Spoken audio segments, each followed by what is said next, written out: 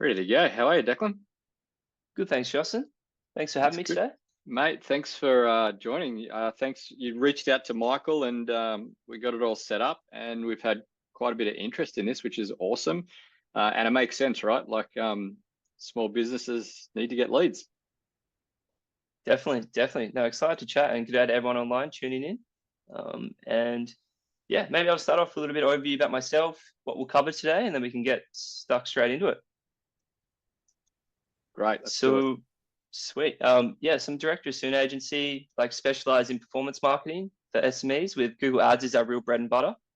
And yeah, been running Google Ads for a bit over 8 years now. Started off in a marketing agency in-house and then went to a tech startup in-house in Sydney, driving the growth function.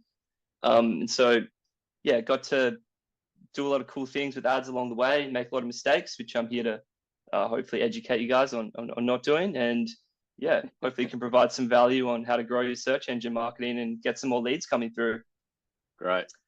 Sweet. And then just for the preso, so hopefully I'm going to start from like pretty basic what Google Ads is, like how it fits in the broader marketing function, how it can help your business, all the way through to if you're running campaigns at the moment or already know your way around an ad account. Hopefully at the end, there's a bit more advanced kind of tips and some tutorials I'll go through. So hopefully no matter where you are in your ads journey, you'll get some value from this chat.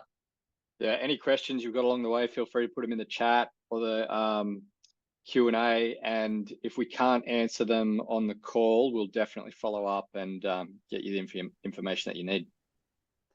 Perfect. And then just the last thing before I jump into it is this will be focused on lead generation, but a lot of the tips and tricks and kind of strategy I run through here can be applied to a bunch of other niches such as e-commerce as well. So if you are in that kind of section, hopefully you can take something away too. Who's your main clientele, Declan? What kind of businesses? Yeah, at the moment it's still a bit scattered. I've got a couple of e-com clients, predominantly B2Bs, and then a few service-based businesses as well, kind of like smaller to medium businesses. So yeah, I'm still in the growing phase of the agency. It's still relatively new. It took the leap, but keen to grow it. No, good on you, mate. Perfect. So let me jump into it. Cool. So just kick things off, like kind of the importance of digital marketing in 2024. So landscape's always evolving here, but kind of the main things is that smartphone and device usage is an all-time high. Everyone is always connected via the internet and their phone. And your website this day and age should pretty much be viewed in the same respect as your physical storefront or office. So it's a very vital presence that you need online. And online advertising spend should be viewed as essential to keep leads flowing in to complement your sales and service team you have in-house. Also, if you're heavily reliant on word of mouth, it's a great way to kind of get consistent leads coming through and revenue at all times of the year. And then it's important to stay competitive in the digital age. So chances are your competitors are running ads, have invested in their website and digital presence. And so it's kind of good to keep up and even ahead of them with the curve. And then the real benefits of digital marketing, if you're in a small to medium sized business, is how well it can be tracked and the transparency involved. So you can actually see exactly where your ad delivered, how much your clicks cost, how much a lead costs, and how much revenue you made from that.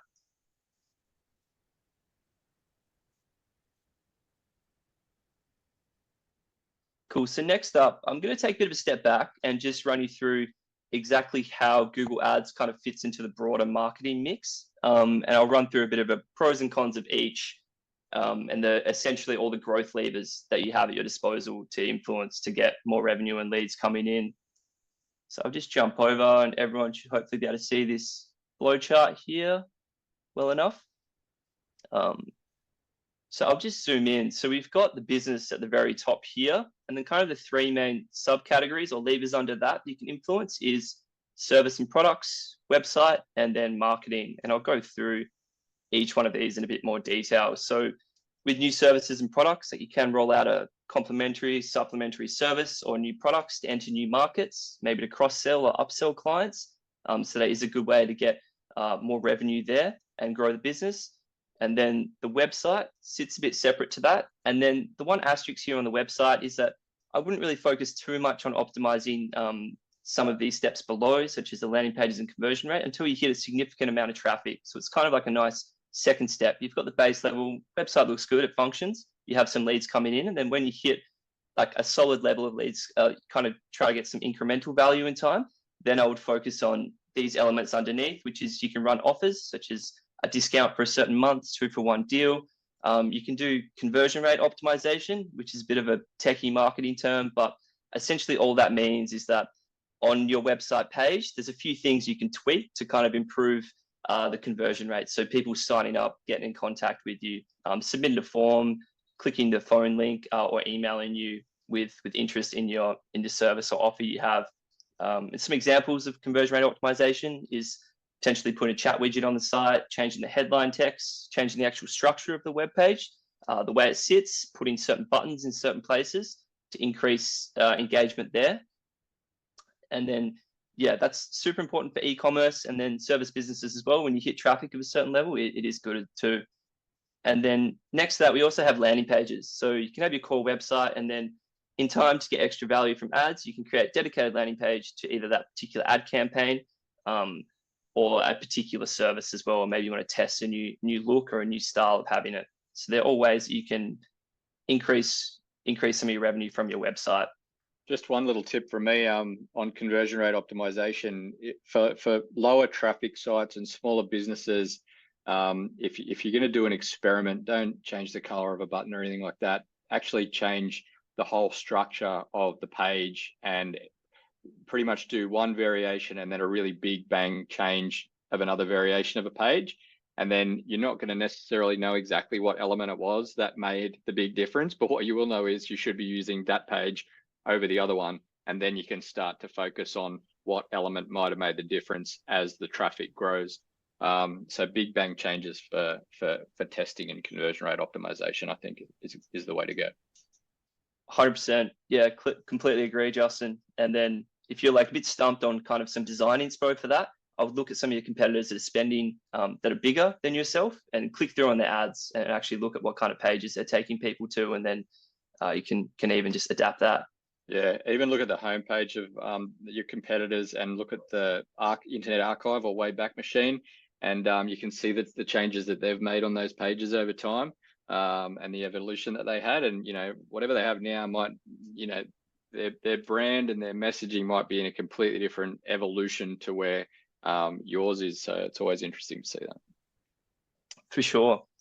And then I'll jump into the marketing function. So underneath this, let me zoom out a little bit. So top level in marketing, we have paid social, which is your Facebook and Instagram under Meta now with the nice rebrand they did a few years ago. We have TikTok as well, and there's a few other kind of lesser known ones I've left out. They're kind of the big players there.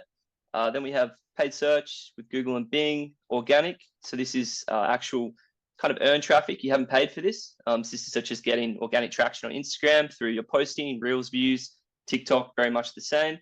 You can do it Facebook groups, posting regularly on them to get people through to your site. And then SEO as well, by optimizing your core site, writing good knowledge articles to get earned traffic, essentially free traffic there. And then in the next column, we have retention. So that is basically engaging with your existing database on how to monetize them better. So you can send consistent emails, SMSs, direct mail works really well for some niches. And then also a loyalty program too. And then I'll go through a bit of the pros and cons of each. And then you'll see I put a little king emoji next to Google, and then why Google is kind of king if you're starting out, I would recommend. So paid social is great, and definitely for some industries and business types, this will be a massive revenue driver. But the only asterisk with paid social is that it's heavily reliant on creative, which can be quite expensive and costly when you're starting out. To basically get good results on these platforms, your Facebook and your TikTok, you need to have new creative each month and kind of be rotating that out frequently to figure out what's performing best, keeping up with the seasons and trends, and primarily video creative there as well is key. And so I always kind of recommend these platforms as a value add once the Google Ads campaign is set up and humming, and then kind of look for, extra value. Can we get more revenue by launching other paid ads platforms? And then paid search. So Bing has pretty low search market share in Australia. I think it's around like 4%. Google's the real dominant play here. So whilst they are very similar platforms, you're better off showing on Google just because it's what everyone's using. And then the beauty of paid search with Google is that it's not reliant on creative, such as video or images to an extent. You can just use their stock imagery. It's primarily text-based advertising that you can whip up yourself and should be able to adapt from your existing content you write as a business, or your existing website. And so it's great there. And then the intent is the main key there too. So different from paid social, with paid search, crew are actively searching for your product or service and you appear at the top. So the consumer is finding you or trying to look for you or people like you. Whereas paid social, I view it more as a billboard on the road. It's kind of Facebook's guessing that this person driving the car past you might convert or be interested in your service, but it's a little more hit and miss. It's kind of a bit more scattergun approach, and paid search is definitely intent's higher and a bit more honed in there.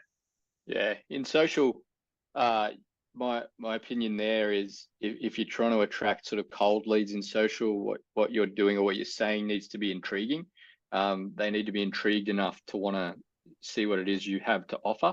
And then in Google, you need to be, solving the problem. They're actually searching for a solution to a problem. So, if you can be the answer to that problem right in that moment when they're doing that, then that's how you win there. For sure. Yeah. And then generally a bit more like middle and bottom of the funnel traffic will come through paid search, and paid social kind of sits a bit higher at the top of funnel. Yeah. Social is a great way to stay top of mind as well, because, everyone's in there often. So for retargeting and everything, you definitely be in there to stay top of mind. Definitely. And then onto organic. So organic is, it's amazing if you can get organic, if all your revenue or leads can come through from organic, it's great. But it's very expensive to undertake this. So that's why I would always recommend running ads is much easier, and it's like a quicker fix to get leads coming through. Whereas organic is definitely more of a long-term kind of expensive play, such as if you're looking at the organic social platforms, you might need to hire someone in-house to run your social media, or an agency to kind of keep posting out relevant content to your niche. Facebook groups as well, very timely, posting them regularly. And then SEO can be a bit of an ongoing cost to kind of constantly be putting out fresh and interesting articles to kind of help the search engine index you and get more traffic there. And then also with organic, there's a bit of an asterisk as well in 2024 moving forward, with the advent of AI coming really into play on platforms such as Google, such as the traditional SEO is dropping off with efficiency. Ads are getting pushed more, and the new kind of search AI experience Google's rolling out is diminishing SEO efforts even further. And so it's kind of a bit of an unknown area for the next couple of years. Could argue it always has been, but yeah, it's a larger investment, longer term play. So whilst it's great to focus on to get you going quicker, would recommend paid ads. Yeah. And then retention as well. So this is amazing. It actually works really well in conjunction with paid ads. The only asterisk here is that you kind of need a decent enough database already to send them consistent communication to kind of get recurring repeat business from that. And so definitely I would recommend doing retention as well in the same time as paid search. But if you're kind of starting from scratch, like how do I get my database from like 100 customers to 1,000, then you're definitely better off running kind of new lead acquisition efforts for that. And so, yeah, this was pretty much the growth functions overview, and I will jump back into the Prezzo. Cool, let's go through this. Sweet, so Google Ads, why is it a game changer for businesses? So more than 80% of desktop searches happen on Google worldwide. And then Google has 83.49% search engine market share worldwide. And this is even stronger in Australia, as we have listed there. It's around 94% of the search engine market share in Australia. As of July 2024, they're using Google. And next up on it, the intent, as we spoke about previously, it's kind of that active search intent. They're typing into Google what they're looking after, which is very different from other paid ads platforms, and can lead to better conversion rates and lead quality over time. And also this last one. So Google has a wealth of user data available, which kind of helps hone in and refine their targeting engines if you're doing any campaigns a bit more algo oriented from Google. And it can basically, the wealth of data they have at their fingertips will help deliver your campaigns better on that platform, just because they know so much about user search intent, and everyone has a Gmail or Google account. They can kind of rope into that and pull demographics, location, and interest targeting from.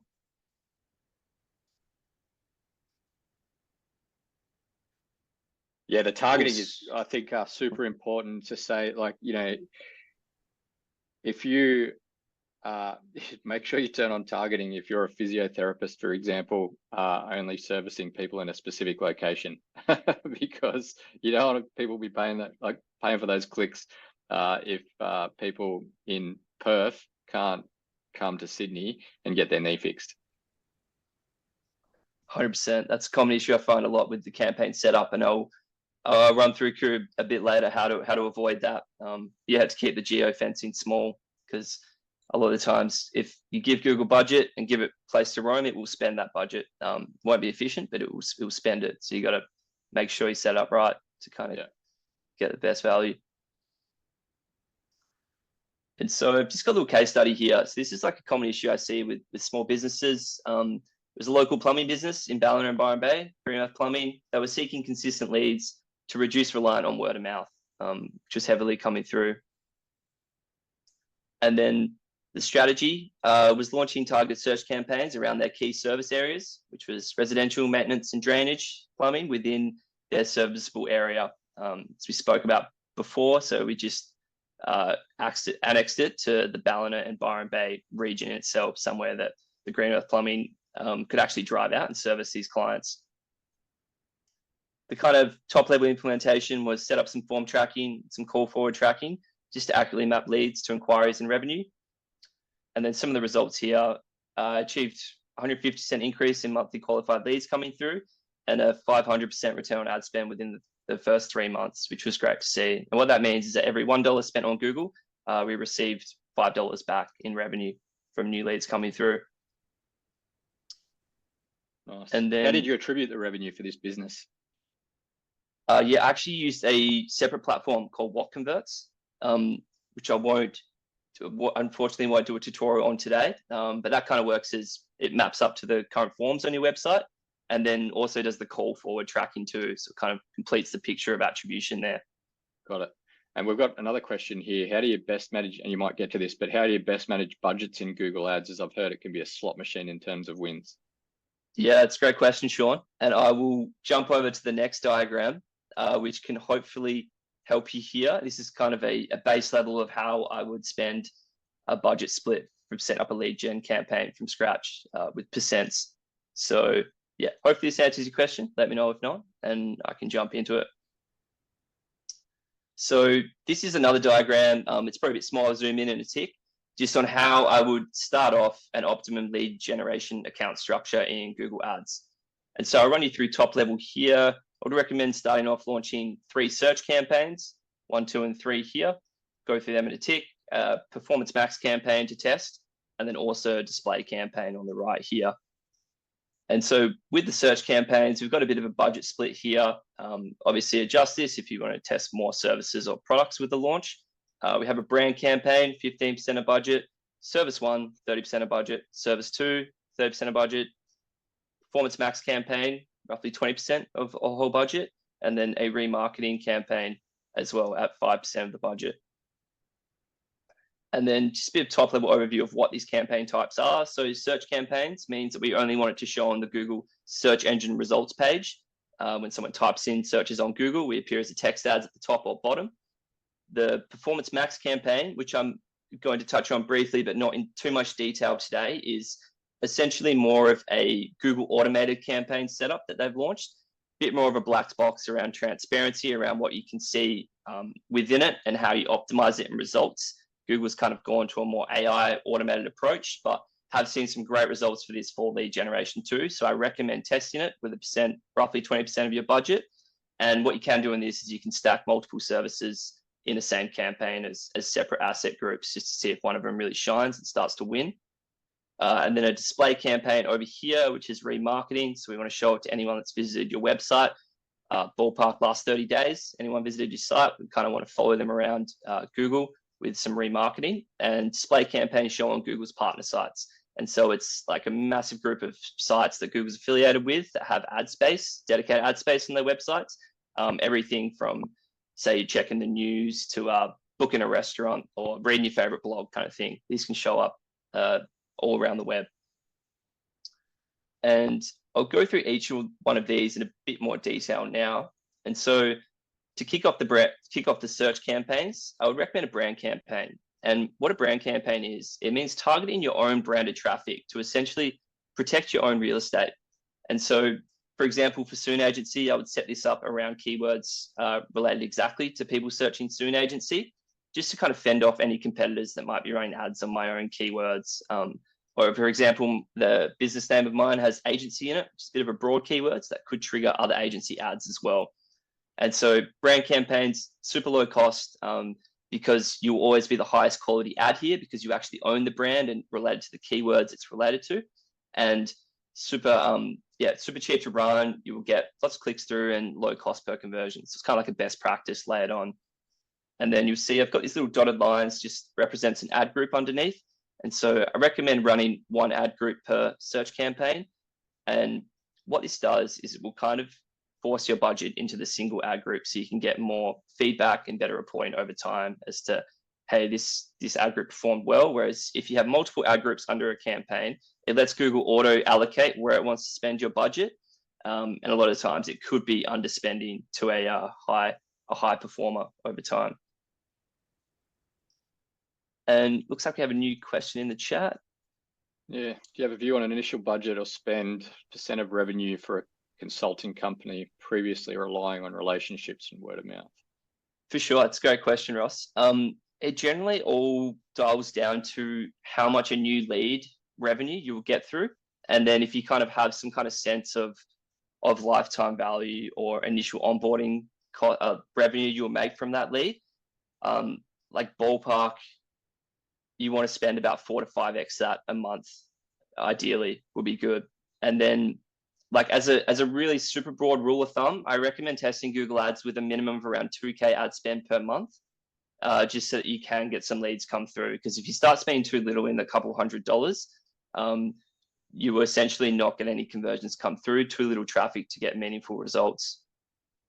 Yeah, something that I've done, which is maybe a little bit technical, but we've got multiple conversions that sort of go through the funnel. So someone creates an account and then they complete onboarding, become a registered user, and then they activate by sending an invoice or saving a receipt or something like that. Now, your business might be a little bit different, but if it has multiple conversion events, you can give each of those different events a value and then optimize for return on investment. I think what Declan's saying is super important. I think you're going to get to it, but optimize for as many conversions as possible to begin with to see what's working and what isn't, because ultimately Google needs as much data as possible to start making good decisions.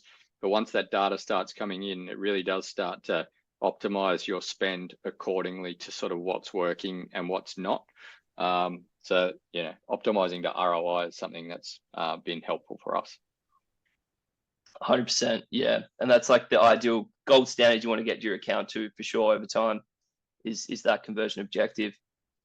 And there's a few other questions popping up in the chat, but I might run through this first and then I'll touch on this just at the end of this slide, if that's fine. Great.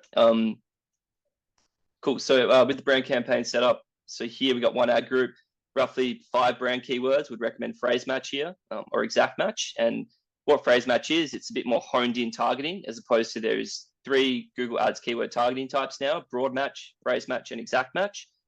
Broad match kind of opens the net super wide, lets Google spend on anything it thinks is related to that keyword, doesn't actually have to represent that keyword in the search term. Phrase match hones it in more, and Google actually has to have those particular terms in the phrase you put to be triggered in the search term, or it can be very similar to trigger it. And then exact match is that exact search term has to be searched for your ad to appear for it. And while I will say some industries and niches will see success with broad match keywords, I would be wary of it still. Unfortunately, it's not quite at the level that I would like it to be.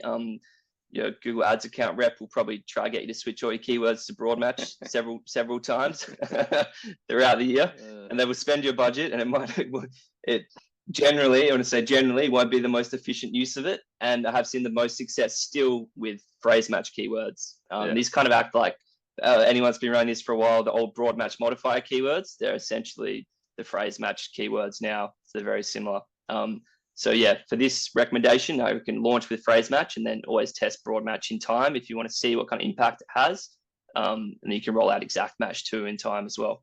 And you can work your way down in specificity. Like, so for us, for example, we might, we could say best accounting software for professional services. That's, very, very specific phrase match. Like that phrase would have to be included in their search, right? And that's not going to have too many impressions, but it's probably going to have a really high click-through rate and good conversion. And then you've got, best accounting software, which is going to be a lot broader and have a lot more impressions, a lot more clicks, but not as many conversions, or not as high a conversion rate. Sorry. So it's about getting to that sweet spot of, the value of your conversions and how, the return on investment, which I sort of touched on before. And then you've just got generic like accounting software, right? So that'll just show up everywhere. Yeah, definitely. So you kind of want to hone that in as much as you can. If you're starting out with a constrained budget or a smaller budget, just get the most bang for your buck. Yeah. Then at the bottom here in yellow or gold, I've got the recommend launching 2 responsive search ads. And so Google will only let you create responsive search ads this day and age. What that means is it's just you put in multiple headlines and descriptions, and it allows Google algorithm to show exactly which headline order or variety of headlines and descriptions that it will think will get the highest click-through rate and most conversions for you. And so the main takeaway here is just two search ads per ad group, per campaign, is the best way to run it, because it gives Google an A and a B that it can kind of test and show to users and figure out which one outperforms the other. And with those search ads, try and make them both unique. So you can use unique selling points in ad A, and then a different set of unique selling points in ad B, or keywords that you're targeting, just so you kind of have an A and a B to test these. And then just some notes at the bottom as well for these search campaigns. So this is key. Run one service or product per search campaign, and it will give you greater reporting accuracy and budget control. Just because Google actually spend 30% of our budget on campaign 1 versus service campaign 2, and then we should be able to see a clear winner and loser hopefully over time. And we want to shift more budget to that winner as we get more conversions, volume, lower cost per conversion, and like you mentioned, Justin, high return ad spend over time and ROI. Yeah, I know there's quite a lot of Thriday members have multiple revenue streams. So like a few different businesses sort of under the one ABN. Definitely don't try and market all of those different businesses or revenue streams or products or services in one campaign. Split those campaigns out very specifically, because it won't work otherwise. Yep, definitely. And just quickly to answer your question, Georgina, I do have a bunch of free resources and tools at the end that I can include this in. So don't worry about writing this down. There's a bunch of freebies I'll give away, and I can throw this in as well if it's of use. And cool. And final note here is to ensure ads achieve excellent score. It's just run you through and tick how to do that. Just kind of close the loop, make Google happy, and get a lower cost per click. And just to round out the Performance Max campaign, so it's good to test new campaign type, getting better every week. And you can bucket services, multiple services in this campaign type, just split them out as separate asset groups. And so it kind of runs a bit different to your normal campaign layout. I won't get too technical with it, but just one asset group per service type. And then the way you set it up and do targeting is a bit different. You put in search themes and audience signals. It's a bit more simplified than your normal search campaign. And then all you do is run one Performance Max ad in it. That's a mix of images, video, and text that you input. And it will run across the whole Google suite of placements, Gmail, YouTube, partner sites, search.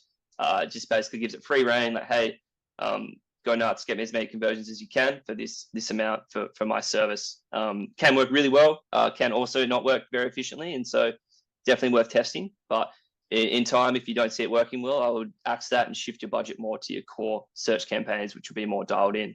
Yeah, I would say try, get your text campaigns working first. And once you've got a campaign that's sort of nailing it, then use that campaign theme for a PMax, because if you're a control freak like I am, PMax, you don't really know what's working, what's not. You just dump it all in there and see what happens. For sure. I do. There's a bunch of scripts you can run to get into the weeds and figure out what's going on, but it's not not super easy stuff. And it's, yeah, Google tries as hard as it can to keep it a black box of is it working or not with performance. Give us so your it money gets- and yeah. we might give you back some. Yeah, definitely. And then just to round it out, so the display campaign touched on before, that's the images that run on the partner sites. And then just one ad group, target all your website visitors past 3 months, and just roll out 2 display ads there. So they're kind of more visual display ads. And you can just use Google stock imagery there as well if you like, and combined with your ad text. If you have your own imagery, it's great, upload it, or your own ads ready. But it's kind of just good to have a presence there. It's a bit of a catch-all, just track people around, and good for brand awareness, and very cheap as well.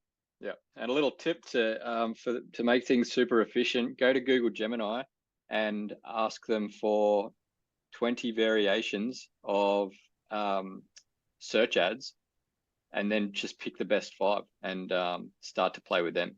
And the reason why you use Gemini is because they have all the data. They know what ads are converting. They know what kind of copy converts. They know how to write a search ad better than, say, ChatGPT might.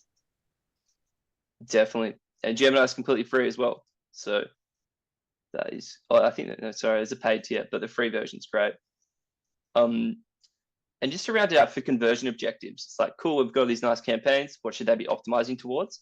I want to run through this initially. So ideally, I would set them all to maximize conversions as opposed to maximize clicks or target impression share, just because what this will do is we'll try to get you the most meaningful actions on your website for your budget.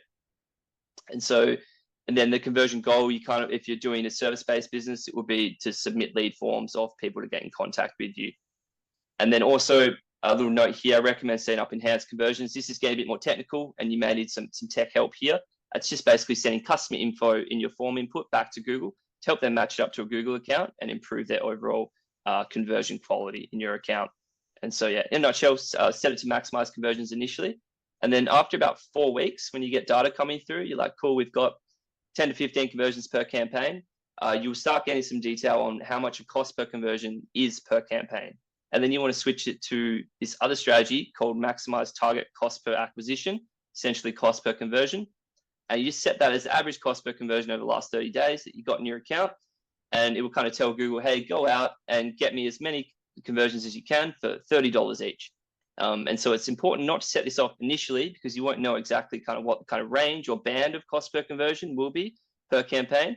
But after around a month or 2 of data, you will. And then you can set it to this campaign type and start nudging down your cost per conversion just slightly each month to kind of make Google work harder and get you more conversions in that dedicated price range.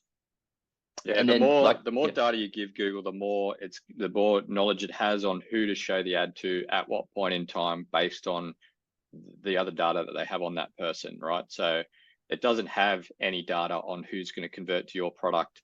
And if you set maximize conversions at a target CPA, it might do a little burst of showing the ad to everyone, and then, like, because you're not spending thousands and thousands of dollars a day, it didn't show it to everyone that day that it could have showed it to, and then none of them convert, and it just says, okay, I can't spend your money efficiently, so I'm not going to spend any money at all, right? So it's super important that it might feel like you're wasting a little bit of money in the beginning, but you need to give it the data, and then it needs to understand who's converting, and then it will be able to show those ads to the right people at the right time. Definitely. And then, as you mentioned as well earlier, Justin, what I haven't included in here, but if you are sending conversion value back to Google per conversion event, target return on ad spend is another bid strategy type. It's kind of the gold standard. It's actually telling Google, hey, this is how much you made me from these conversions. Try and make me 300% return on ad spend. You can set that figure. It's not generally as common for lead gen businesses, but if you are doing that, then I would recommend considering that if you have that set up, as opposed to the target CPA. Or you can always go target CPA, then target ROAS in time. So yeah, get a bit more technical and a few more acronyms there, such as marketing, but hopefully that all makes sense. Cool. So we do have a few questions prior. Conscious of time, but maybe I'll try to run through them quickly before I go to the next slide. Perfect. What do we got? We got a bunch. Should your company name reflect your main business and include your main keywords? For example, my company is called KS Design. I do lighting design. Should the word lighting be in my title to better attract people? Good question. For your brand campaign, I would keep it solely KS Design, just around phrasing, exact match keyword for that. And should the company name reflect the main business like service, then the real benefit of that would be on the SEO route. Like you might get ranking better if your actual name is KS Design lighting at the end. But I wouldn't worry about it too much. So yeah, like you'll use, if you're running service campaigns, you'll have lighting keywords in the actual service campaigns for search. But for the brand campaign as well, we'll keep it solely just KS Design. Yeah, so your tagline could help with things like that. The best lighting design system for interior designers or whatever it might be. Thriday, for example, no one searches people search for Thriday only because they're looking for the brand Thriday, not because they're looking for banking, accounting, and tax. But this is where the keyword management in Google is super important, because even in your brand campaign, you could have KS lighting design as a keyword, right? Within there. So if people do search for it, then you're going to show up for it. Even though it might not display it's going to say KS Design because that's your company, because that's what you chose to say in the actual ad copy. So the keywords, you get better quality score if the keywords match the ad copy, but it doesn't necessarily have to be the case. And especially for the brand side of things, it's not going to be the end of the world if you don't have the same words in the ad as in the keywords that people search for. Yeah, and that flows nicely into Sean's question. For brand campaigns, how do you know others won't target your brand keywords? So others will target your brand keywords. It's just that, the way it works. And the main benefit you have here with it being your own brand, running your own campaign, is that your keyword quality score will be super high, hopefully around the 9 or 10 out of 10. Keyword quality score is how accurately your ad text and landing page reflect the keyword you're targeting. Google gives you a score, and then that score is how strong you enter the auction for that particular search term, such as if they're searching KS Design, you're running a brand campaign on that keyword, your keyword quality score is 10 out of 10. Let's say some other lighting competitors are bidding on that term too. Because your keyword quality score is so high, because you basically own that keyword, it's your brand, you'll always be shown at the top, or very high at the top of the page. And so you shouldn't really lose any real estate to competitors, despite them clicking on it. Competitors will still display underneath you, but you just kind of want to be top number one there as well. Yeah. And technically, if your brand is trademarked, then they're not allowed to have your brand name in the ad copy, is my understanding, but they can bid on your brand as a keyword. Yep. Yeah, definitely. I've found a lot of issues trying to run ads around Google Ads services, unfortunately, with Google being a trademark term. Did you cover this one? I've heard people buying web domains and building businesses around that. Is that a smart move? Again, more of an SEO play, I would say. It's kind of like, they buy like exact match domains to kind of be number one on Google, such as, let's say, Pressure Cleaning Sydney. They'll buy that actual domain, Pressure Cleaning Sydney, and then they will give them a solid chance of being number one on Google, and then they might maybe feed it all into their main site. More an SEO play rather than ads. And I wouldn't worry about it too much. Your domain name being different from the service or keywords you're targeting if you're running Google Ads. Yeah. There's a well-recognized brand that's our competitor. Our product is different from theirs. Can I include their brand name as a keyword in our brand campaign? If you want to target their brand keywords, I'd recommend set up a competitor's campaign to test. And so I wouldn't put it in your own brand campaign. Just only target your exact keywords, your brand there. And then, you're welcome to test a competitor's campaign. Like if they're bidding on your keywords, may as well bid on theirs and see how you go. In the past, I have found these don't perform super well, just because the intent's usually pretty high if they're searching for your competitor or for your own brand. They kind of already have their mind made up. Hey, I want to use this guy. Still worth testing, but I think you'll find more growth from the generic keywords going after them. Yeah. Cool. That's it for questions. Does anyone else got any questions? Might jump back into here. So while we have a bit of time left, I was actually going to run everyone through how I would set up one of these campaigns, one of these service campaigns under search, and I can run you through a quick start to finish, how I would go about setting that up and launching it in platform. And so I'll go through some quick keyword research, ad copy, the bidding strategy, and then conversion tracking. I'm not going to touch on right now. This sits a bit separate to it, but essentially, as a rule of thumb, you just want to make sure you're tracking your lead submissions or form submissions on your site here too. It just runs off a separate platform, and it's a bit time constrained to go through that, but hopefully this is still valuable in account. And so for this example, I'm going to set up a search campaign around SEO services on the Soone site. And so I can show you how I'd kick things off. And so I have the service page here, and then what we want to start off with is keyword research. So I'm just in my Soone test account here. And what you can do when you're in the Google Ads account is head over to Tools, Keyword Planner, and then click this Discover New Keywords. Once you have your service page up, think of some potential search terms people might be searching for you that you think are relevant, accurate, such as SEO services, SEO agency, SEO consultant for this one. Make sure location's set to wherever you're targeting, AU for this particular example. And then we can click Get Results. Back in the day, keyword research was a lot more, it took a lot longer, I want to say. Google has upped the keyword planner really good, and kind of even when you're doing phrase match, it will still show your terms on related keywords with the algo that is you no longer have to spend hours and hours grueling over which keywords to target. You can kind of pick a few core ones, like 5 to 10 that are highly relevant, and then let the Google algo kind of show it and cast a bit of a net to you on related search terms. And so once we have these keywords here on the overview, let's go down. I would generally download the keyword ideas just as a spreadsheet, or you can copy and paste them in here. I'll put them in a spreadsheet. I've got one prepared over here earlier. Just filter by how many monthly searches they get. And then you want to go through and choose 5 to 10 that are highly relevant that you think people will be searching to land on your ad or your landing page and will convert, such as, let's go through here. So we have search optimization agencies, pretty good. SEO agencies, also good. SEO services. And let's go SEO consultant down here too. So they're all kind of slightly different variations of each other. We're not going for 2 exact ones, such as that's got American and AU spelling, because that will show up on either. It doesn't matter. And then let's say we've got 4 there. We'll copy and paste them over. And then a bit of a shameless plug of this tool I made on Soone. You can head over to Tools and enter the keyword type here, and it will generate phrase match for you as well. It's just in Tools on the top right on the site. I just nice. Are we using made that? this.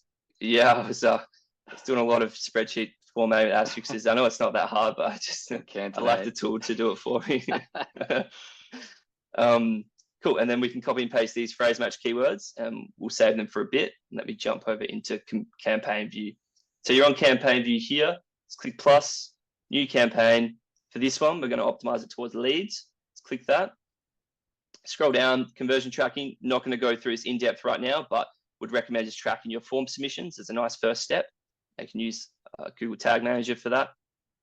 And then click continue here. We're going to run, this is going to be a search campaign. So if we go back to here, this is following as one of these service pillar campaigns. So we're going to click search here, website visits. We can put our website URL in here. That will let the Google AI generate us some nice ad goodies, speed that up in the next step. And then campaign name, just make sure you have a consistent naming structure here. So let's call it SEO services. So let's start news, a few test campaigns I went through before.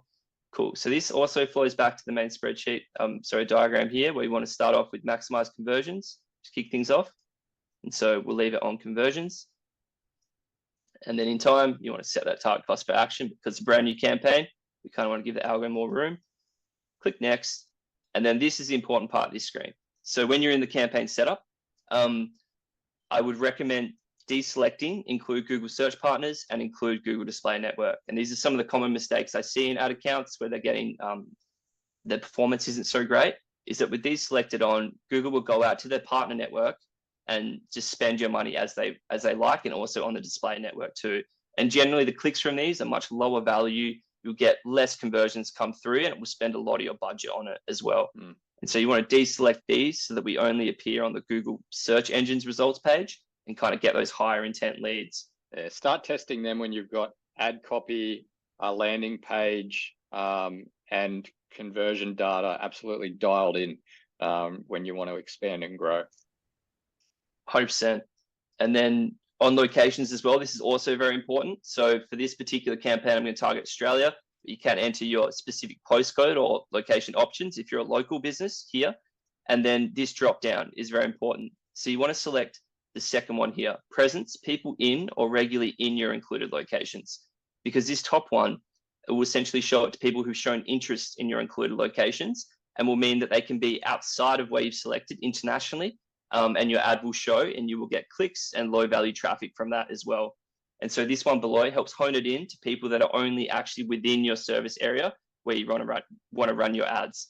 And then Fawn from Crabtree's got a question there, which might be related to that setting in particular. So they've been having a lot of conversion fraud issues with PMAX campaigns. Is there any way to avoid this or fix it once it's started? Even though I set up the campaign with a 10-kilometer radius around our location, keep getting leads from Africa, India, and they're now excluding a whole bunch of countries. Is that the only way to mitigate the issue? So check these 100%. Yeah, hopefully that should roll into this. Yeah, we'll check location, ensure this second one is selected, people in or regularly in your included locations. And then it looks like you're already doing it, but yeah, secondary measure is you can exclude essentially the rest of the world globally manually. You just download a spreadsheet and upload it to kind of be extra safe. But hopefully, if this top setting's switched on, you can switch it to the bottom, and you should see those leads stop coming through from overseas. Languages, just leave it as is. We're targeting just Australia at the moment. And then audience segments. So you can search here for a few demographics, audiences to add, and set it to observation. What that is that it will just observe how many clicks you got from these audiences. It won't solely target them. And the beauty of this is that in time, if you start seeing some trends, like, hey, we're getting a higher conversion rate for this business professionals audience or SEO audiences, we can just put this bid adjust, they're called. So we can tell Google we want to pay 10% more for someone in this audience because they're higher value. It's not going to exclusively show the ads to them. It's just going to prefer to show the ads to them by bidding higher in auctions that this audience is in.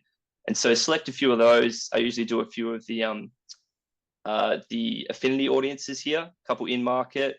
If you click browse, you can click this, how they've interacted with your business, and then also add some users of your website too, so that you can bid more on crew that have been to your site. So the next step here, this is really important, very cheeky of Google, but it's auto-selected that broad match keywords are on the entire campaign, and that's going to spend a lot of your budget, super wide net. And so click that as off, and we will copy and paste over our phrase match keywords in a tick. And then automatically create assets would also select this as off too. And then let's go into more settings, and you can leave this all as is. If you are using URL or UTM tracking internally, then you can dump that in here in the campaign URL options. But you can also leave this all as is and click next. Yeah, I definitely recommend using UTM parameters as the, you can dynamically insert the keyword term as the UTM term, and it's really interesting and important to be able to go back through your analytics and understand which terms are performing best, because the data that you end up seeing in your Google Ads platform might be a little bit different than the data that you're seeing in your analytics platform. So 100%. Yeah, UTM's kind of make sure Google Ads plays nice with GA4. And yeah, definitely worth setting that up. And keeping that consistent over time as well, what you put for each parameter. That's important, so you don't get confused with historical data. Absolutely. And then this new section, so this is a new AI goodie that Google's rolled out for us, and it's pulled in the website URL. It's already auto-generated what it thinks is SEO services page is about. And we can hit generate, and it's going to whip us up a responsive search display ad. Basically just using Gemini in the back end, which is great, baked in here. So we'll click generate, and we'll let it work its magic down below. And the important thing to do here is to delete what keywords the auto puts in here, because once again, it's going to try to put broad match keywords in that we don't want. And so we're going to delete that. And then let's go over, copy and paste these phrase match ones. put them in there. That's our keyword targeting setup. And then we have our responsive ad down here. What you want to do with the ad is that just go through, it'll make some typos. You can see that it's done a few things wrong. Update the text there. Make sure the final URL is the service page you want to target for this campaign.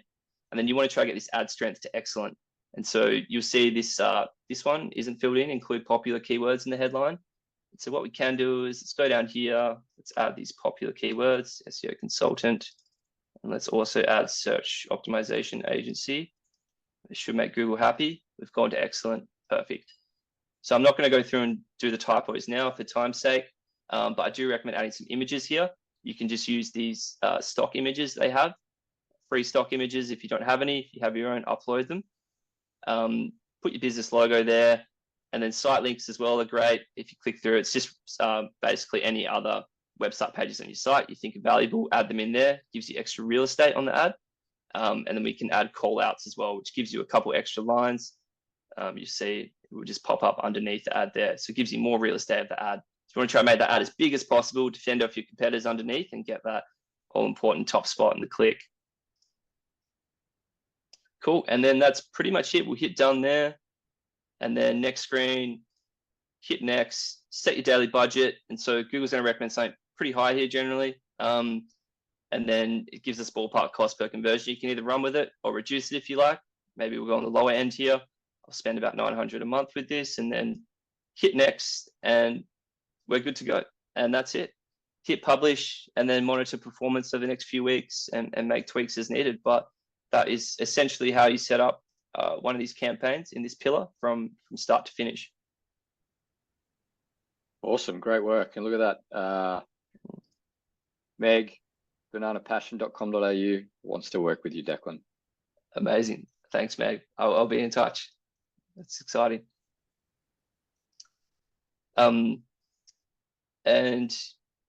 yeah, that was pretty much it on my end. I will run you through some of the goodies here I have on the QR code, and then if there's any other questions, I'm happy to answer. We still got 8 minutes left, and yeah. So if you scan this QR code, it will take you to the Soone link tree. And then what I have on there is I offer a free Google Ads audit or a chat, just any pain points in your account. You can book a meeting, and I'm happy to run through and just for free give you some actionable recommendations of what to do. If you're starting from scratch, we can have a chat, figure out your goals and pain points. And underneath that, I've made a couple free resources. So I know there's a question about Performance Max campaigns, and there's actually a brand new resource I released, which is on that link. So it's a free download of the Performance Max toolkit, and it will give you everything from how to set up a campaign from scratch to the asset optimization guide to even running scripts on it for optimizing too. And then there's also a free Google Ads lead generation checklist download on it also. So yeah, hopefully you find it useful, and hopefully you found today useful. And yeah, appreciate it. Thanks for having me, Justin, as well. And happy to handle it to you now. No, look, we're super happy to have anything or anyone on that can help Thriday members run their businesses more efficiently, because that's ultimately what we're about. So, you know, if you guys can grow your businesses, we can grow ours. We got another one from Georgina. When setting up Google Ads for leads, it wants you to put in your click-through URL. I use an external booking site because it's better for what I need. Is there a way to set this up when your booking platform goes external? Can it be set up to track this without an internal booking site? It's a great question, Georgina. And yeah, Google will try annex it to only put URLs on your domain. So I have seen that issue before. If you can, the way around it is I will create a landing page with just a button that will click through then to the booking site. Or you can hopefully embed that booking site, whichever platform you're using, as like an iframe embed on your existing website. So it would be on your current website domain. It would just be a code snippet on it where the booking link will be housed, and they can go through there. And generally also from previous experience is that an actual landing page with some additional context will work better than dumping them straight into the booking site or booking link. Again, it might be on your case, the booking site does perform better, but it's worth testing, taking to a landing page first and then through to that. Perfect. Was there any other questions while you have a bit more time? We've got one from Gary. You mentioned 2K monthly as a minimum spend. So this budget would not allow a smaller campaign to put a toe in the water and begin testing. Comments welcome. Can I spend less to put a toe in the water first off? you can. Yeah, like you can launch with around like $1,000 if you do want to spend less. It would just be maybe a bit harder to see meaningful results with that. And generally the best way to look at it is yeah, kind of like figure out what your revenue would be. And you can even take a quarterly view. Say you spend $3,000 over 3 months. If your average revenue you get from a customer is around $4,000 to $5,000, then you kind of, to test it, you can probably ramp that up and spend around like $2,000 to $3,000 a month, and then can pretty confidently say that you'll get some conversions over 3 months that will make a positive return on ad spend. Yeah. But yeah, in a nutshell, yeah, test with $1,000 for a month for sure. Get something going. If it doesn't work, you might have to ramp up spend in month 2 or 3. Yeah. And there are absolutely some businesses where Google Ads should not be the first and foremost place where you try and get your traffic, because it can be expensive, and lifetime value is really important, really, when it comes to Google Ads. So for sure. And even for some accounts, if they're kind of higher ticket services or items, you kind of need to take a quarterly view as well. Like there might not be that much lead volume coming through, but if you look over 3 months for the return on ad spend, it can generally be quite positive if you're in that higher, the higher tier. Yeah. Cool. We got another question from Georgina. So Google over Meta is the best way to go for first-time business. Yeah, primarily just due to creative costs. Like if you have the budget, it's good to test them both in tandem to start off with. But generally, I find it a pretty big barrier to entry is just getting quality static images, quality videos on Meta to kind of really make it worthwhile and start seeing feedback on what's performing better. And there's a bit more upkeep involved with that on like a weekly basis, rotating it out, reviewing what creatives work best to then brief your designer or creator on what to do next. So yeah, Meta is amazing and great, but Google's a bit easier to get off the ground straight away. Yeah, one tip for social is if you can post consistently, organically with some different messages, what you'll see over time is some of those organic posts are going to get more traction than others. Yeah, actually, that's a great shout, boosting the posts. Yeah. Don't boost them all, just wait until you find out what gets traction. Perfect. What do we got? Would you generally recommend following the advice of your allocated Google Campaign Manager, or are they usually just trying to get you to spend a bit more? Oh yeah, I've been through a bunch of them, and I've stopped answering their calls. So, yeah. I've got a campaign manager at the moment who's awesome. I've been following his advice and testing different things, and we're going through it sort of like one step at a time. We make a change, and if that doesn't work, we revert it, and if it does work, then we move on to sort of the next change. But my experience hasn't been great over time, so yeah, take that with a grain of salt. For sure, yeah. I've found with the Google account managers, if you're spending anywhere less, basically anything less than 10K a month on it, or 5 to 10K or less, would be cautious of what recommendations they give you. You'll get like a lower tier of management from them. And then they'll give really good advice when you kind of get up spending like a lot per month. You'll kind of get shifted to a more hands-on approach, and they'll start trying to optimize it for you. But yeah, just would be wary what budgets they try to give you, or even if you're trying to switch on any like automatically create assets or like auto optimizing updates of it, would also be wary of that, because it can generally just juice the budget for low return. Look, you're probably going to hate me for saying this as well. But you're better off going with someone like Declan, who's been in the weeds and spent way more money than you're probably ever going to spend on Google Ads through multiple different brands and campaigns to see what's working and what's not. You don't want to be the one to sort of figure it all out on your own, that's for sure. Good on you guys. Well, definitely hit Declan up, and if you've got any questions for me, I'm also happy to help. Loved having you on. Thanks so much, Declan. Really great information and really valuable, taking everyone through that start to finish campaign creation. Super handy, just to show people how easy it is, the little tips and tricks of what not to do, and also some of the quick optimizations you made to make the ad strength strong. So really good. No, thank you. And thank you very much for having me, Justin and the Thriday team. And thank you everyone that's joined on here as well today. Hopefully you found some value in it, and appreciate you being here. Awesome. Good on you guys. Yeah. Cheers.